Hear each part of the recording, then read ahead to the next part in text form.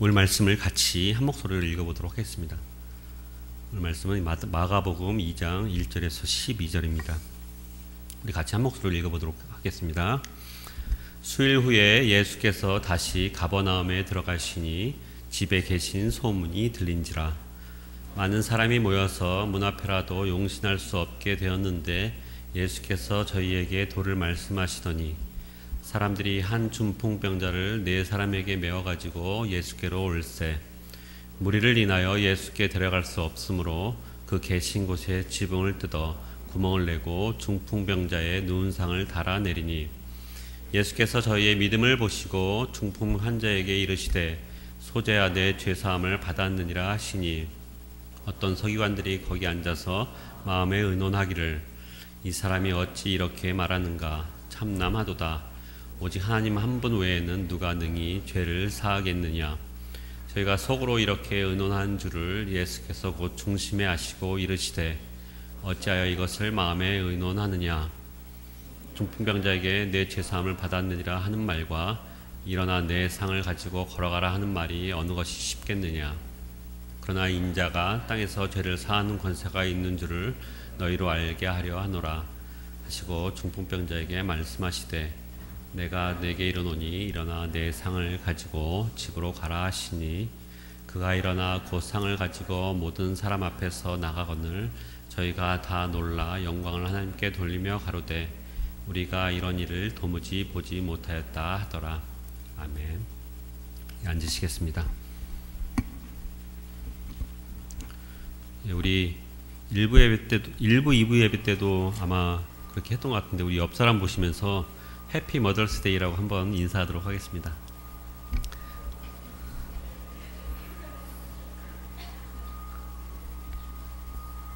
예. 다시 한번 오늘 그 열린 예배에 오신 여러분을 주님의 이름으로 환영드립니다.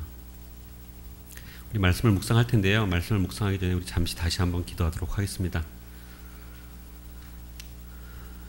이 예배가 정말 예배되게 하기 위해서 주님께서 강권적으로 우리를 역사하실 수 있도록 그리고 또 말씀을 선포한 저를 위해서 또 하나님의 영광만 드러나는 예배가 될 수 있도록 우리 잠시 다시 한번 기도하도록 하겠습니다.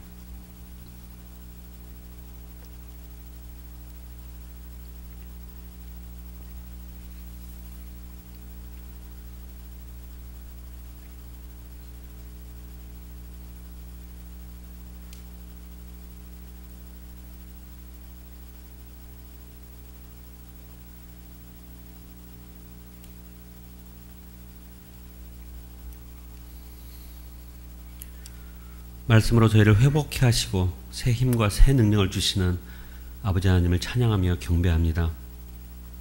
오늘 예배 가운데 또 그렇게 역사하실 아버지 하나님을 예배합니다. 아버지 하나님께서 말씀하여 주시옵소서. 저희들은 잠잠히 아버지 하나님의 임재 가운데 주님의 음성을 듣겠습니다. 세상 일은 모두 내려놓고 오직 이 예배에만 집중할 수 있도록 저희를 도와주시고 오늘 이 시간 예수 그리스도의 죄사함을 온전히 경험하는 은혜의 시간이 되게 하시고 예수 그리스도의 구원하심을 온전히 믿는 믿음이 더욱 견고해지는 은혜의 시간이 되게 하여 주시옵소서. 이 세상에 믿을 것 없고 붙잡을 것 없는 것이 저희의 인생인 줄 알고 믿사오니 오직 살아계시며 창조주 되시며 구원이 되시고 피난처가 되시는 아버지 하나님만을 붙잡는 인생이 되게 하시고 이 시간 그렇게 결심하며 다짐하는 시간이 되도록 저희를 인도하여 주시옵소서. 주님 감사드립니다. 이런 인생도 죄를 사여 주시고 구원하여 주시고 이 자리에 있게 하심을 참으로 감사를 드립니다. 예수 그리스도의 이름으로 기도합니다.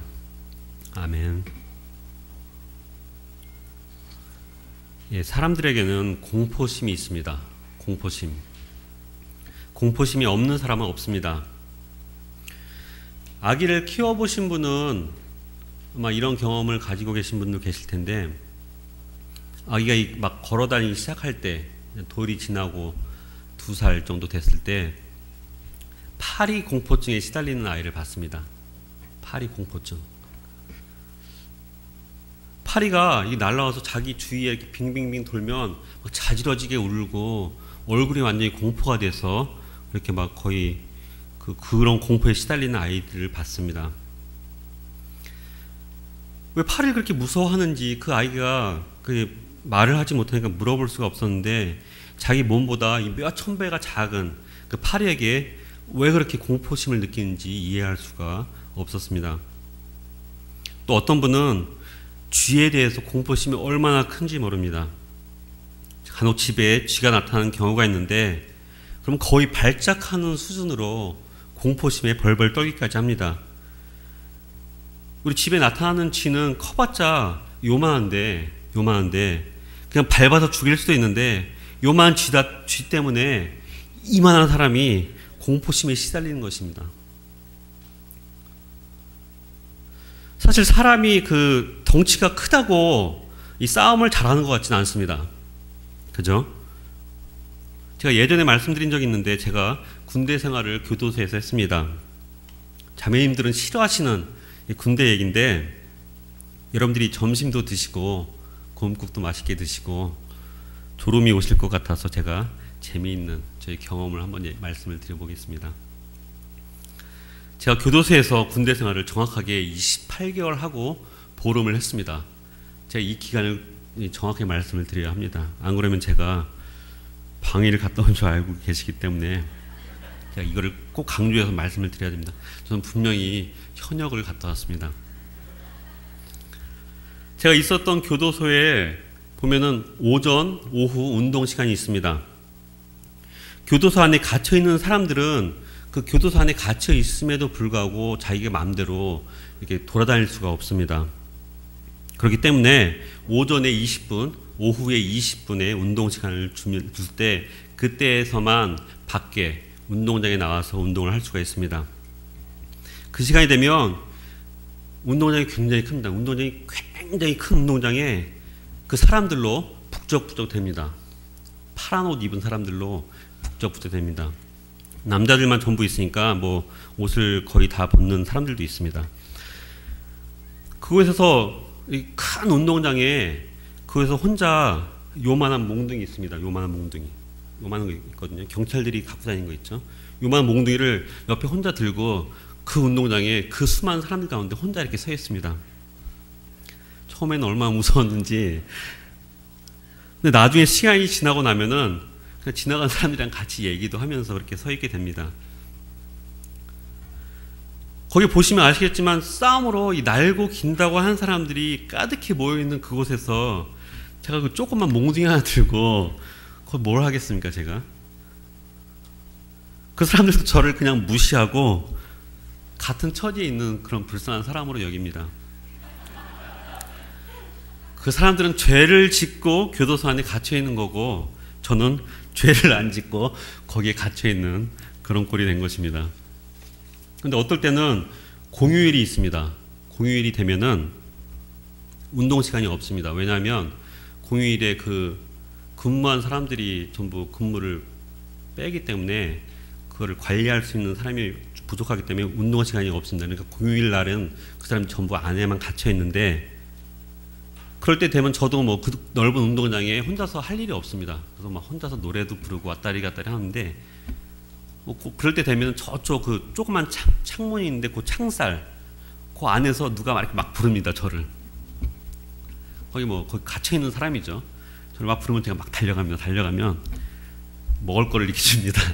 저한테 먹을 걸 주는데 저는 그 받아서 고맙다 그러면서 같이 먹고 얘기도 하고 그렇게 했던 적이 있었는데 거기에 서 있을 때 그 사람들이 운동을 할 때 거기에 서 있으면 모두가 이 운동하는 것이 모습이 모두 제 각각입니다. 어떤 사람은 그 큰 운동장을 운동 시간 내내 굉장히 빠른 속도로 뜁니다.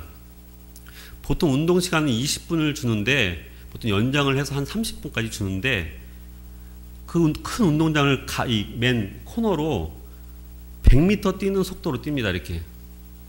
그 모습을 보면서 아 저래갖고 저게 형사들이 도저히 못 잡는구나 그런 생각을 한 적이 있습니다. 얼마나 빠른지 모릅니다. 그 사람들 그 수많은 사람들 중에서 그 특이한 그룹이 있습니다. 특이한 그룹인데 7명 8명 정도 이렇게 무리를 지어서 어슬렁어슬렁 왔다 갔다 하는 사람들이 있습니다. 그 사람들이 누구에게 있습니까? 예? 조폭입니다. 그 사람들 인상이 얼마나 무서운지 눈을 똑바로 쳐다볼 수가 없습니다. 우리가 보는 사람들하고 그 종류가 다릅니다. 지금 여기에도 거기에나 있어야 어울릴 것 같은 인상을 가지신 분이 여기에도 계신 것 같은데 인상 쓰지 마십시오. 예, 옛날 생각납니다, 제가. 그런데 그 무리를 지어서 다니는 사람들, 그 가운데 있는 사람은 키가 작거나 호리호리한 사람인 경우가 있습니다. 그리고 또 그 주위에 울타리를 치고 다니는 이런 사람들은 이렇게 떡대가 딱 벌어진 덩치들이 이렇게 그 사람 주위에 이렇게 서서 어슬렁어슬렁 걸어 다닙니다. 그 무리들 가운데 있는 모습, 그 조직폭력배의 보스들은 거의 키가 작거나 그리고 호리호리한 사람들입니다. 이 조폭의 보스라고 하면 그 중에서 싸움으로는 제일일 것 같은데 사실상 덩치가 큰 사람치고 보스를 하는 경우를 우리가 본 적이 없습니다. 그 모습을 보면서 싸움도 저렇게 덩치에 비례하지는 않는구나라는 생각을 했던 적이 있습니다. 저 사람보다 이 덩치도 크고 힘도 세고 게다가 몸도 날렵한데도 난 저 사람을 이길 수 없다고 믿으면 정말로 절대로 이길 수 없게 되는 것입니다. 운동 경기에서도 꼭 그렇습니다. 운동 선수들에게 왜 슬럼프가 있겠습니까?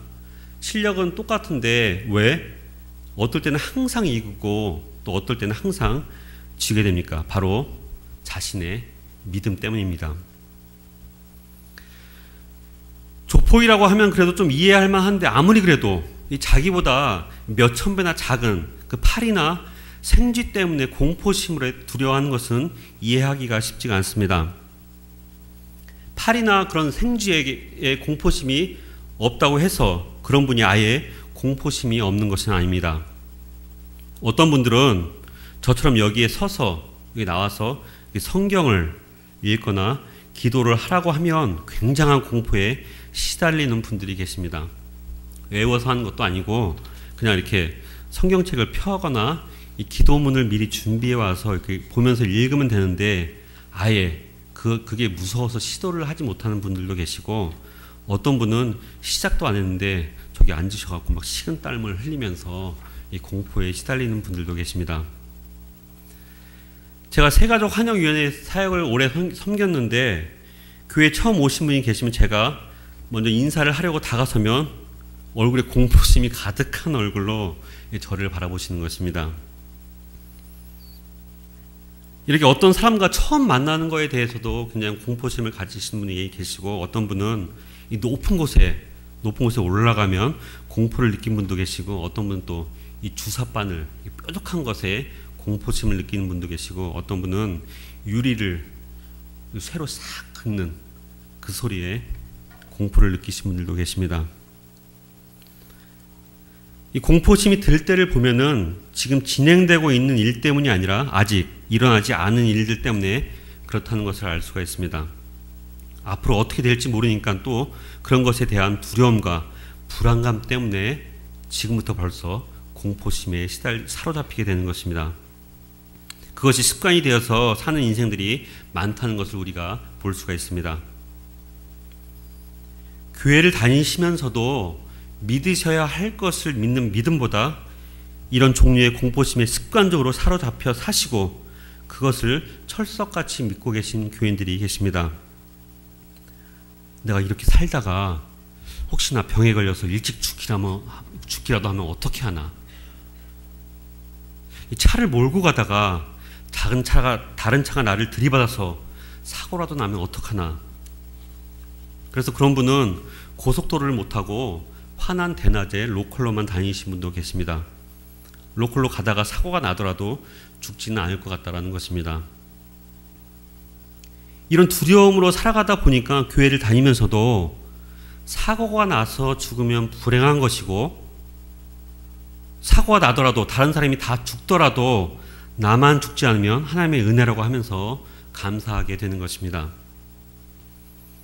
이 장수하는 것이 오래 사시는 것이 이렇게 복이 아닌 것은 아닙니다. 분명한 복인 건 맞습니다. 하지만 이 땅에서 오래오래 장수하시는 것에 그것에만 집중하시다가 하나님께서 주신 수를 다 사시고 믿는 사람이 가게 될 하나님 계신 천국에 대한 믿음이 없다고 하면 이것보다 더 심각한 문제가 없을 것입니다. 여러분들께서 여러분의 눈으로 봐도 전혀 영향력이 없을 것만큼 그렇게 작은 것들이나 아니면 아예 여러분의 눈에도 보이지 않는 것들, 그리고 아직 일어나지도 않았거나 일어날지도 않을 일들에 대해서 공포심을 느끼는 경우가 왜 그렇겠습니까? 어떻게 예상하지 못한 그런 상황에 내가 처하게 되면은 불안해지기 시작하면서 이 마음속에 무엇인가가 생기기 시작합니다. 걱정이 되기 시작하면서 그쪽으로만 계속 묵상을 하다 보니까 그것이 처음에는 아무것도 아니거나 아니면 요만한 이 사소한 것인데 그것이 점점 이 마음에서 커지기 시작하고 이 구체화되면서 어떤 형상까지 되어지는 것입니다. 마치 깜깜한 밤중에 서로 모여서 귀신 얘기를 하면 그 다음부터 어렴풋하게 보이는 것, 그런 하얀 청 같은 것은 귀신이라고 믿는 것과 같습니다. 그것에 대한 믿음이 생기고 확신하게 되면서 나중에 다른 사람에게 나는 귀신을 봤다라고까지 간증을 하게 되는 것입니다.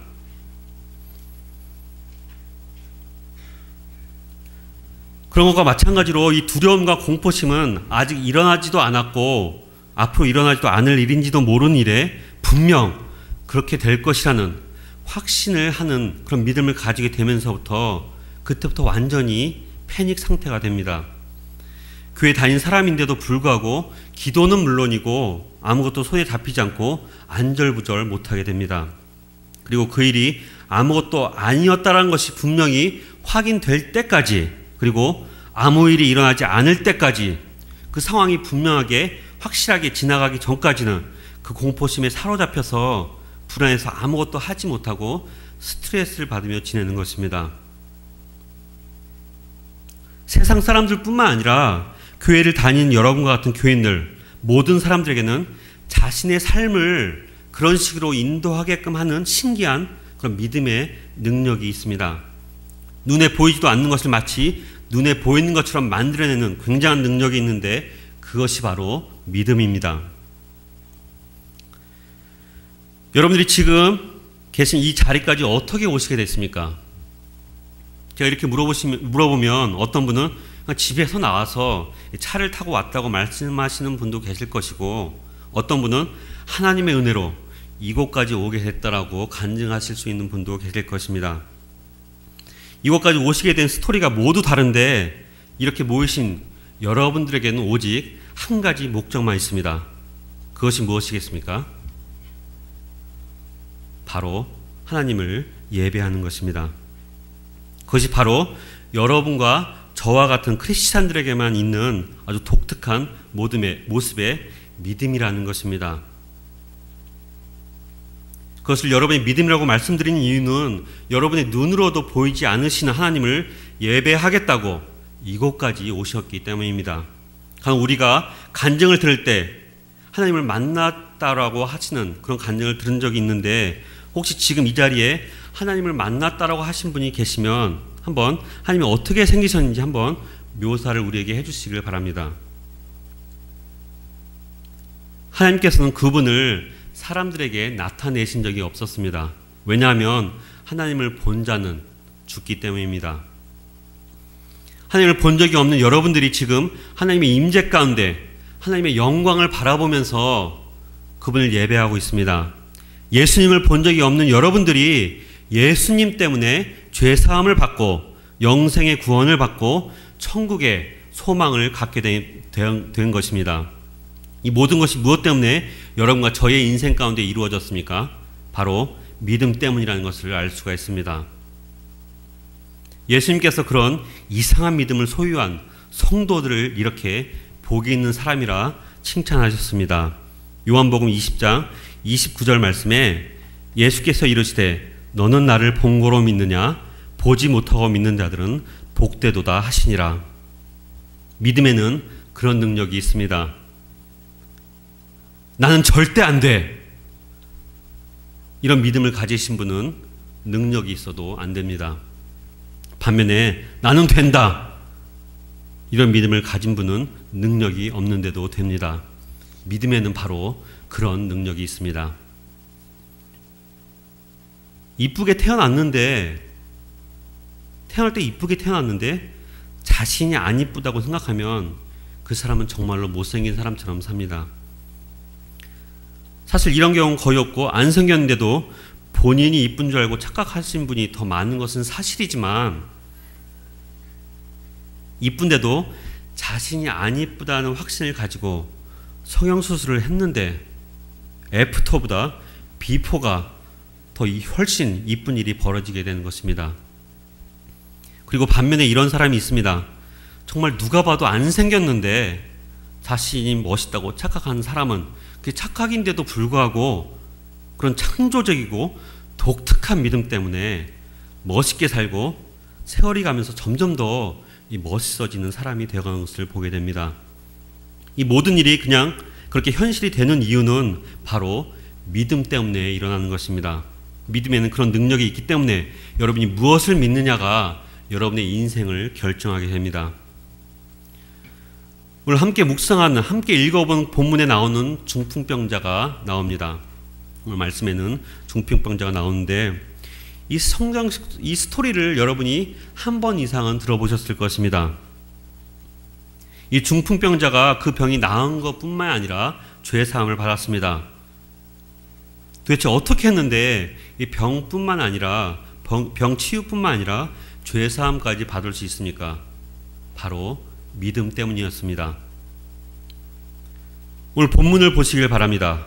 5절 말씀을 한번 찾아보십시오. 5절 말씀을 찾아서 우리 같이 한 목소리를 읽어보도록 하겠습니다. 시작. 예수께서 그들의 믿음을 보시고 중풍병자에게 이르시되 작은 자야 내 죄사함을 받았느니라 하시니, 그리고 계속해서 11절 12절 내가 네게 이르노니 일어나 내 상을 가지고 집으로 가라 하시니 그가 일어나 곧 상을 가지고 모든 사람 앞에서 나가거늘 그들이 다 놀라 하나님께 영광을 돌리며 이르되 우리가 이런 일을 도무지 보지 못하였다 하더라. 몸의 병의 치유함을 받았을 뿐만 아니라 이 죄사함을 받을 수 있었던 것은 바로 믿음 때문이었습니다. 어떤 믿음 때문입니까? 누구를 믿는 믿음 때문입니까? 이 부분이 가장 중요합니다. 믿음은 믿음인데 누구를 믿느냐가 가장 중요하다는 말씀입니다. 그래야만 죄사함까지 받을 수 있는 것입니다. 오직 예수님께 나오는 믿음이라고 말씀하고 있습니다. 다른 믿음이 아닙니다. 오직 예수 그리스도를 믿는 믿음이어야 합니다. 여러분 자신을 믿는 믿음도 아니고 세상의 어떤 권세와 영향력을 믿는 믿음도 아니고 돈에 대한 믿음도 아니고 사람을 믿는 믿음도 아니고 이 세상 지식과 철학과 문화와 어떤 통찰력과 어떤 성경에 관해서 쓴 어떤 신학책에 대한 믿음도 안 됩니다. 오직 성경 말씀에서 드러나신 예수 그리스도를 그분 한 분만을 믿는 믿음이어야 합니다. 여러분의 죄를 사하실 분은 오직 예수 그리스도 한 분이시라는 사실을 분명히 믿으셔야 하고 그 믿음만이 여러분을 구원할 수 있다는 것입니다. 사랑하는 여러분, 만약 여러분 인생에 그럴 일은 없겠지만 만약 여러분이 중풍병자라고 하면 예수님 앞에 믿음으로 나올 때 여러분은 중풍병 낫기를 원하십니까? 아니면 죄사함 받기를 원하십니까? 지금 주님 앞에 나오신 여러분은 여러분의 어려움이 해결되기를 간구하십니까? 아니면 여러분의 죄가 사함 받기를 간구하십니까?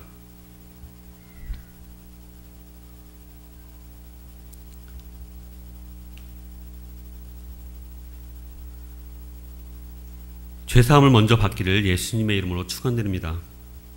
마태복음 5장 29절 30절 말씀에 우리 같이 한번 읽어보겠습니다. 마태복음 5장 29절 30절 말씀 시작. 만일 내 눈이 너로 실족하게 하거든 빼어내버리라. 내 백체 중 하나가 없어지고 온몸이 지옥에 던져지지 않는 것이 유익하며 또한 만일 내 오른손이 너로 실족하게 하거든 찍어내버리라. 내 백체 중 하나가 없어지고 온몸이 지옥에 던져지지 않는 것이 유익하니라. 온몸이 성하고서도 지옥에 가는 사람이 가장 불쌍하다는 말씀입니다. 오히려 그 중풍병이 낫지 않더라도 천국에 가는 것이 훨씬 더 좋다라는 말씀입니다. 이 부분을 우리의 시각으로 보면 잘 이해가 가지 않지만 예수 그리스도를 믿는 그 믿음의 눈으로 보면 이해가 갑니다. 하나님께서 여러분에게 주신 수를 다하면 여러분 죽게 됩니다.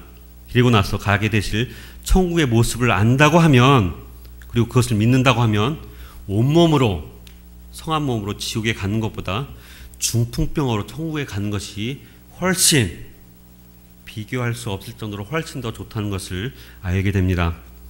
요한계시록 21장 4절 말씀에 우리가 가게 될 천국의 모습을 이렇게 묘사하고 있습니다. 모든 눈물을 그 눈에서 닦아주시니 다시는 사망이 없고 애통하는 것이나 곡하는 것이나 아픈 것이 다시 있지 아니하리니 처음 것들이 다 지나갔음이러라. 질적으로 완전히 새롭게 된다는 말씀입니다. 고린도전서 말씀을 보면 이렇게 질문한 사람이 있었습니다. 고린도전서 15장 35절에 누가 묻기를 죽은 사람들이 어떻게 다시 살아나며 어떠한 몸으로 오느냐라고 물어본 사람이 있었습니다. 누구도 그것을 본 사람이 없기 때문에 설명하기가 쉬운 것은 아닌 것이 분명한데, 이렇게 물어보는 사람에게 사도 바울의 첫마디가 어리석다라는 것이었습니다.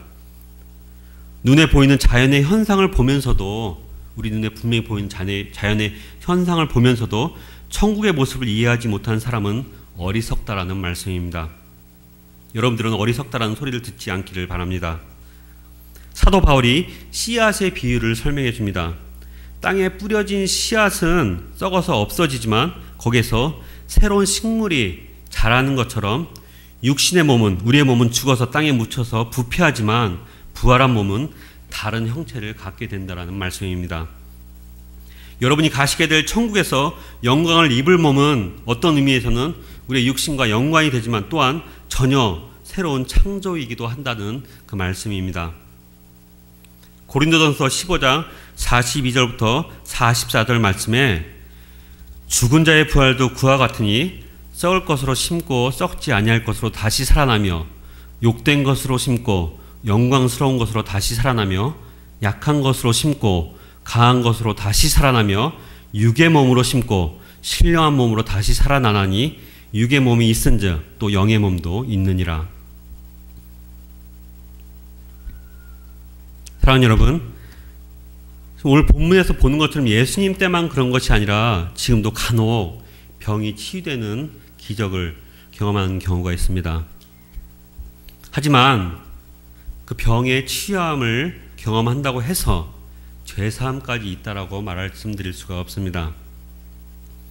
그런 병 치유의 경험이 있는 분이 그렇지 않은 분보다 그 믿음이 좀 더 확신을 가질 수 있는 그런 찬스는 있지만, 그런 경험이 죄사함을 보장하는 것이 아니라 방금 말씀드린 대로 예수 그리스도의 구원으로 가게 될 천국 소망으로만 그렇게 된다는 것을 알 수가 있습니다.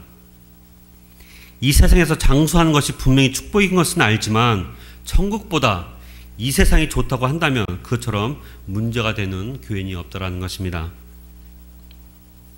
간혹 잘 믿는다고 한 사람에게 예기치 못한 사고가 일어나고 이해할 수 없는 상황이 생기고 남들에게는 없는, 그리고 남들에게 말 못하는 그런 가족의 문제가 생기게 되었을 때, 도무지 하나님의 섭리를 이해할 수가 없을 때, 예수 그리스도의 구원이 흔들릴 때, 그런 분들이 반드시 바라보셔야 할 것이 조금 있으면, 여러분들이 조금 있으면 거하시게 될 예수님 계신 천국이라는 것입니다. 이 세상을 살면서 여러분에게 무슨 소망이 있습니까? 인생을 살면서 붙잡고 살 것이 무엇입니까? 붙잡고 살 만한 것이 있다면 한번 말씀해 보시길 바랍니다. 여러분이 인생을 살아봐서 잘 아시지 않습니까? 우리가 무엇을 붙잡고 살면 되겠습니까? 우리 인생에 있어서. 저에게 좀 알려주시길 바랍니다. 아시는 분은. 오직 예수 그리스도의 구원과 천국 소망 아니겠습니까? 예수님의 구원과 그 천국 소망 말고는 붙잡을 것이 없는 것이 여러분과 저의 인생인 것입니다. 여러분이 이것을 믿으십니까? 믿으십니까?